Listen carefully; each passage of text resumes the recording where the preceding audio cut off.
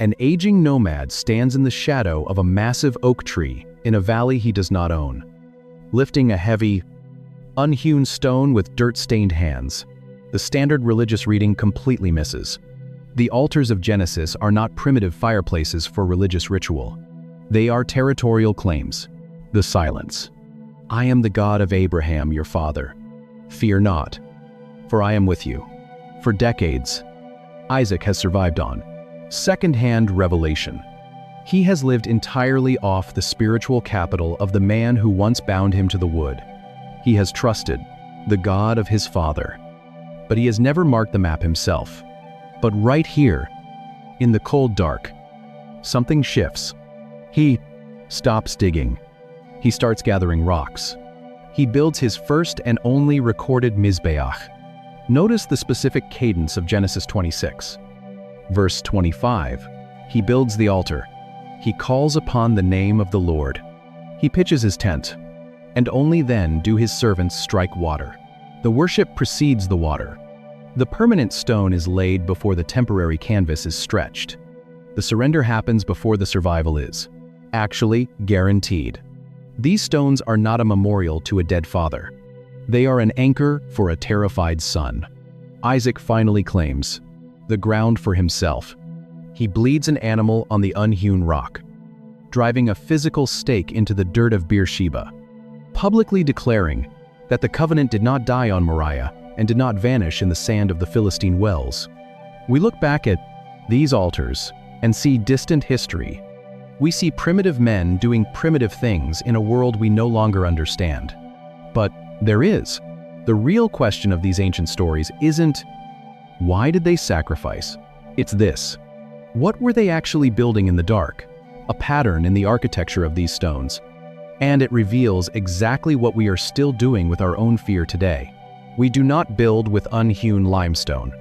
We build with resumes. We build with portfolios. We build with six-figure salaries and 60-hour work weeks. We are a species obsessed with securing our own territory. We look at the hostile, unpredictable landscape of our future, and we panic. We dig our modern wells. We construct our defensive walls. We stack our achievements, one on top of the other, trying to create an impenetrable barrier against failure. You can feel it in the tightness of your jaw during a morning commute. You can see it in the harsh, artificial blue glow of a smartphone screen at 2 in the morning. You can taste the metallic edge of adrenaline when the market dips or the contract falls through. We still pour out our lives to appease the gods of security. We sacrifice our sleep. We sacrifice our relationships. We sacrifice our actual living peace. An altar is not an ancient relic. It is the geographic center of your trust. It is the specific place where you lay down your most valuable resources, hoping to extract safety from a chaotic universe. We sacrifice the present to guarantee the future. We offer our limited time on the altar of control. We build to hoard. We build to defend. The patriarchs built to surrender, to feel the weight of this. You have to step into the dust of Shechem. Genesis chapter 12. Abram has just walked away from everything he knows. Every time they stacked rocks, they were publicly giving up the illusion that they could secure the land themselves. Every fire they lit was an admission of their own absolute vulnerability. They let the blood spill into the dirt, because they knew the dirt did not ultimately belong to them. We refuse to let the blood spill. We try to hoard the life for ourselves. Your worry is not a random psychological glitch. It is the smoke rising from a modern Mizbeach. You are trying to be the provider of your own promise. You are trying to act as both the priest and the sacrifice, bleeding out your energy to ensure your own survival in hostile territory. The stones you stack to protect yourself will eventually become the prison you cannot escape. Abraham surrendered his son on a mountain. Isaac yielded his wells in the desert. They learned to drop the heavy rocks and trust the voice in the dark. But the next generation did not inherit that quiet yielding. Isaac's son was a hustler. His son was a manipulator. His son was a man who tried to steal the promise with his own 2 hands. And the monument he is finally forced to construct requires the most terrifying, violent confrontation in the entire book of Genesis.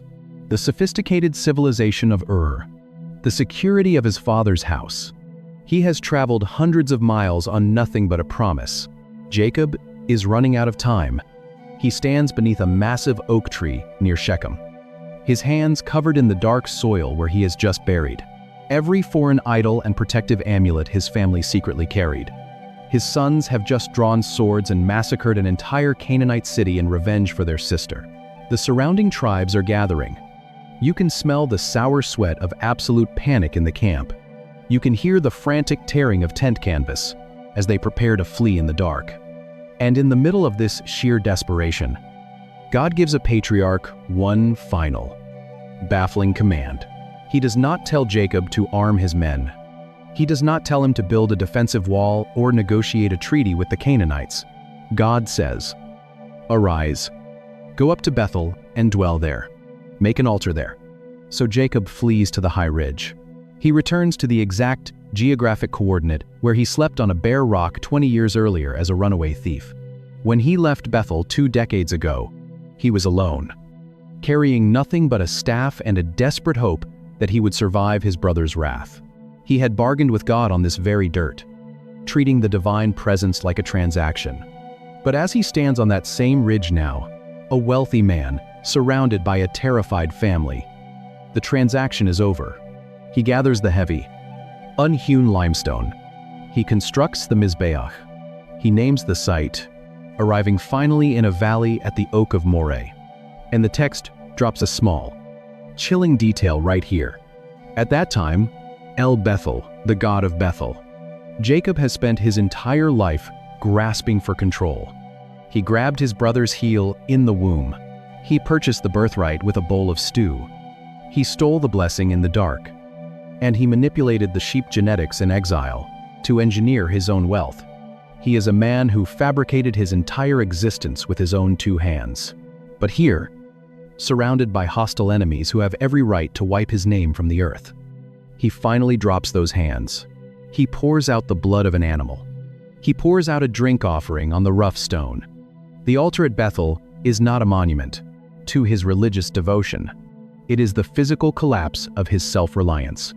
It is the moment the greatest manipulator in Genesis realizes that his own strength cannot save his family, and he publicly surrenders his survival to the God who met him in the wilderness. The fire burns down. The smoke clears over the Judean hills. The era of the patriarchs eventually fades, leaving a trail of stone altars stretching from Shechem to Moriah, from Bethel to Beersheba. They have marked the map. They have claimed the territory through surrender rather than conquest. But this entire architectural map is incomplete, because every bleeding animal, every stacked stone, and every fire lit in the desert of Canaan, the Canaanites were in the land. He is not entering an empty, welcoming paradise. He is entering occupied, hostile territory. Abram is a tent dweller, was only setting the stage for a hill outside Jerusalem, waiting for one final piece of wood. Centuries pass. The heavy limestone sinks into the Canaanite dirt. The ancient fires go cold, but the pattern does not disappear. The map is drawn. The coordinates are locked. Fast forward to the 1st century. A barren hill outside the walls of Jerusalem. The Romans do not build with unhewn rock. They build with rough-hewn timber. They do not sacrifice rams. They slaughter rebels. You can hear the sharp, rhythmic ring of a heavy iron hammer, echoing against the skull-shaped rock. You can smell the sweat, the cheap sour wine, and the blood pooling in the hot dust. You can feel the unnatural, suffocating midday darkness pressing heavily against your skin. A man is nailed to the wood. He is suspended between heaven and earth. He is completely vulnerable. He is entirely exposed. Most people look at Golgotha and see the horrific machinery of an empire. They see the tragic end of a movement. They see a brutal political murder. The cross is not a Roman execution. It is the final Mizbeach. It is the ultimate place of slaughter. Look at the spiritual geography. Look at the architecture of the moment. It is the exact same pattern the patriarchs traced in the desert dirt, only magnified to a cosmic scale. The Word made flesh steps into hostile territory. He is intensely vulnerable. You can hear the low murmur of Canaanite onlookers wondering who this wealthy, strange foreigner is. The world is occupied by sin, by death, by ancient powers demanding human exhaustion and human sacrifice. And Jesus does not build a fortress. He does not negotiate a treaty. He does not hoard his power to ensure his own survival. He builds an altar. He becomes the altar. At Shechem, Abram surrendered his right to secure himself. At Bethel, Jacob surrendered his manipulative control. But here, the Son of God surrenders his very breath. The Hebrew etymology of zabak, to kill, to sever, to tear, reaches its absolute, violent peak on this hill. Jesus is physically torn. The temple veil is violently severed. The isolation of humanity from the divine is slaughtered on the wood. At Moriah, a father was commanded to offer his son, but a ram was caught in the thicket. The blade was stopped. At Golgotha, the father offers his only son, and there is no substitute waiting in the brush. The blade falls. The blood hits the dirt. He pours out his life in the absolute center of enemy territory, not to appease a temperamental, angry deity, but to permanently reclaim the ground, to buy back the territory that was stolen. He is the priest. He is the lamb. He is the singular. Final surrender. The work is finished. The final blood is spilled. And when you take this final piece of wood, and you look backward, tracing the bloodline all the way, watching his every move from the safety of their city walls. And right here, in the shadow of enemy fortresses, God appears, to the very first stone stacked in an occupied valley. The entire map of Genesis reveals its true shape. An old man stacked unhewn stones in a hostile, occupied valley, and claimed an empire he would never live to see. A nomad cried out in the wind between the house of God and absolute ruin, and anchored his fragile tent to a permanent fire. A father bound his beloved son to the rough bark on a high ridge and learned that heaven would provide its own lamb. A terrified heir built a monument in the freezing desert dark and found living water springing from the dry dust. A desperate manipulator poured out his final drink offering on the rock and surrendered the lifelong illusion of his own control. A savior stepped into a world occupied by death and sin and became the singular, bloody altar that severed our isolation forever. And the blood that sank into the dirt of Golgotha has rewritten the map of humanity for eternity. One map, one surrender. But maybe the part that stays with me most is the architecture of that early camp between Bethel and Ai. The heavy, unhewn limestone tearing at Abram's palms. The black goat hair canvas of the tent snapping violently in the Canaanite wind. He looks at this childless old man standing in the dirt and speaks an impossible sentence. To your offspring I will give this land. It is the profound realization that the patriarch built his home out of something fragile, and he built his worship out of something that could not be moved. He lived temporarily. He trusted permanently. If you are in a season where you are utterly exhausted from trying to secure your own territory, where your hands are bruised from stacking up your portfolio, your defenses, and your artificial safety nets, this ancient map is an invitation to stop digging your own wells. The stones you are carrying are too heavy. The walls you are building will not keep the panic out. Your surrender is not a defeat. It is the ultimate claim of trust. It is the moment you finally lay the wood down, let the fire consume your anxiety, and acknowledge that you do not actually own the dirt you are standing on. You are allowed to be vulnerable. You are allowed to stop fighting the culture for the water, to retreat from the noise, and to simply build an altar in the dark. And may the God who meets us in our most defenseless valleys walk with you through yours and give you the absolute courage to drop the heavy rocks and rest in the provision of his hands. If this opens something for you, subscribe, leave a comment. Even one word helps. Share this with someone who is exhausted from building their own walls. Pray for us as we keep digging into these texts. Abram does not build a house. He does not construct a wall. He does not even dig a well to secure his own water supply. The air is thick with the dry heat of Canaan. He is completely surrounded by heavily fortified cities, by hostile neighbors. He gathers stones. He builds an altar to the Lord who had appeared to him. In the middle of Canaanite territory, completely surrounded by pagan worship, he plants a flag. It is an act of supreme defiance, a physical, undeniable declaration that the gods of this valley do not own this dirt, but this first pile of stones at Shechem is only the beginning. To understand what Abram is actually activating when he lays the wood down, you have to look at the ancient language he is speaking. Because the Hebrew word for this monument holds a violent secret. Genesis chapter 12, verse 7. Abram has just received the promise of an empire while standing on hostile ground, and he constructs his first monument. Our modern translations summarize this moment politely, simply stating that he built an altar there to the Lord. But the word the text uses for altar here is the ancient Hebrew mizbeach. It is a word that will echo through the rest of the biblical narrative, appearing over 400 times in the Old Testament. And it does not mean a table for quiet. Religious reflection.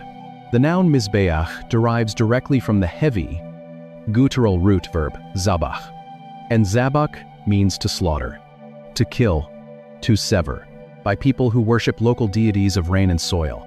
And he begins to stack rocks. He will do this again. His son will do it. It is a deeply physical word that leaves no room for abstraction. It carries the sharp edge of a flint knife, the sudden warmth of blood on skin, and the distinct, metallic scent of copper hanging in the dry desert air. A mizbeach is literally, etymologically, a place of slaughter. When Abram gathers those unhewn stones in Shechem, he is not building a shrine. We are conditioned to think of ancient altars as transactional bridges. We look at the history of human religion and see humanity reaching up to the divine, offering gifts to keep the heavens appeased. I give you a portion of my flock, and you ensure the winter rains arrive. I surrender my grain, and you protect my vulnerable family from the raiders across the river. That is exactly how every Canaanite tribe operating in that valley understood their religious sites. You feed the gods, and the gods leave you alone. But the Hebrew text completely subverts this economic exchange. If you read the account in Genesis 12 closely, Abram asks for absolutely nothing at Shechem. He offers no list of demands. He negotiates no terms of protection. God speaks a promise, and Abram responds by building a place of slaughter. The mizbeach is not a negotiation table. It is a surrender site. By pouring out the life of an animal on those rocks, Abram is making a profound theological claim about reality itself. His grandson will do it in a panic in the middle of the night. A pile of rough stones, a sudden fire. The ancient mind understood that you cannot approach the holy without a cost. In a land obsessed with owning, controlling, and hoarding, the patriarch is publicly demonstrating that the life in his hands does not actually belong to him.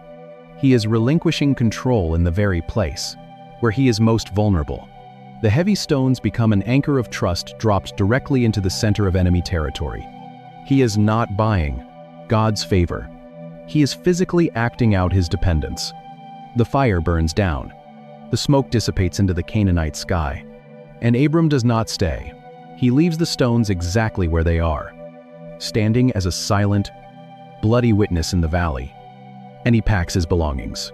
He moves his family deeper into the treacherous hill country. But as he journeys, a strange new rhythm begins to govern his nomadic existence, a rhythm that introduces a second crucial word into the biblical vocabulary. And it revolves entirely around the tension between a temporary home and a permanent fire. Abram moves south. The terrain shifts. The lush valleys give way to steep limestone ridges. He climbs into the high country. He stops his caravan between two ancient settlements. Bethel stands on the west. Ai sits on the east. Bethel translates to the house of God. Ai translates to the ruin. And right here, caught in the tension between the presence of God and absolute devastation, he drops his gear, the scent of roasted meat and blood seeping into the sand. Same pattern, again and again, marking the map of Genesis. He pitches his tent. He gathers heavy rocks. He builds a second mizbeach. Notice the physical architecture of his existence. The tent is woven goat hair. The tent is fragile.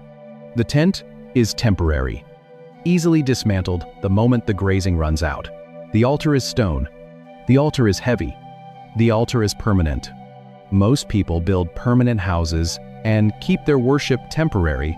Abram builds a temporary house and makes his worship permanent.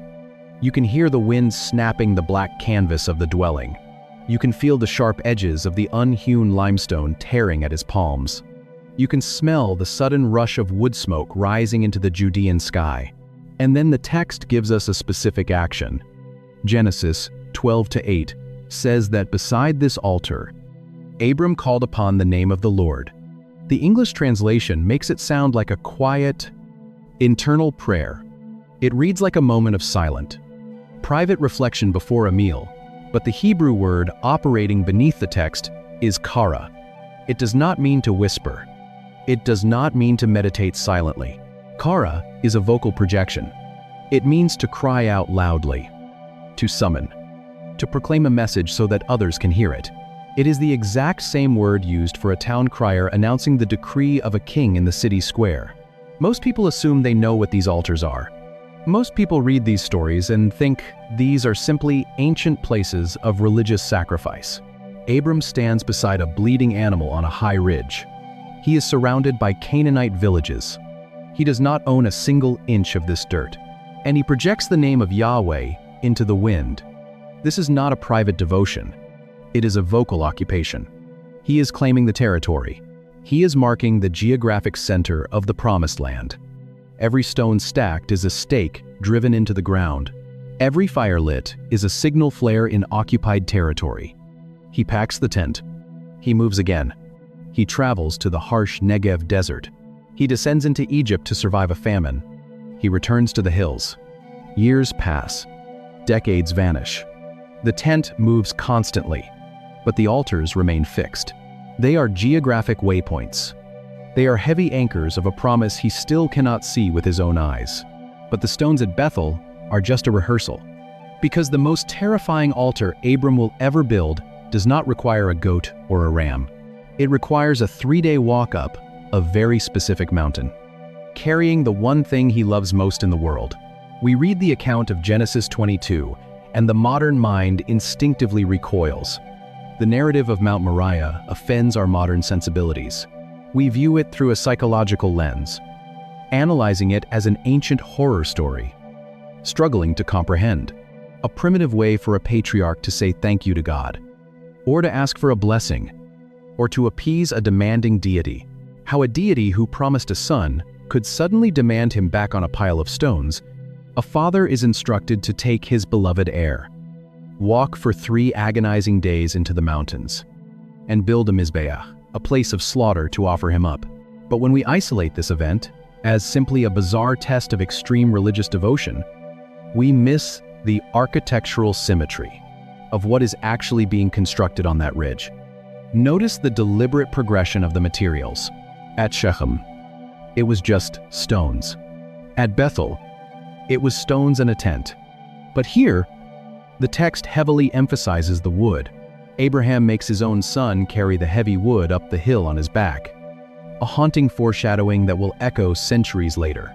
If feeling the weight of these ancient texts is shifting how you read your Bible, you're exactly who this channel is for. Drop a thought in the comments and hit subscribe. Because every week, we go deeper into the text than you knew was possible. So the father binds the son. He lays the boy on top of the rough bark of the arranged wood. You can imagine the suffocating silence on the peak, the abrasive friction of the binding cords against the boy's wrists, before moving his flocks to the next pasture.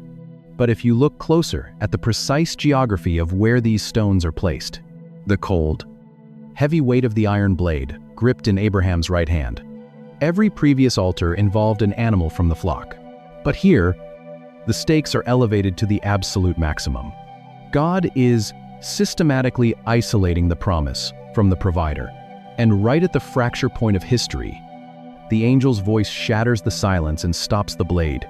A ram is found caught by its horns in a thicket. The animal takes the place of the boy. The blood spills into the dirt. The smoke rises, and the sun breathes the dry mountain air, completely unharmed. Moriah is not a monument to blind obedience. It is the birthplace of substitution. It is the exact geographical coordinate, where humanity learns that God will ultimately provide the lamb for his own altar. Abraham names the place Yahweh Yireh, the Lord will provide.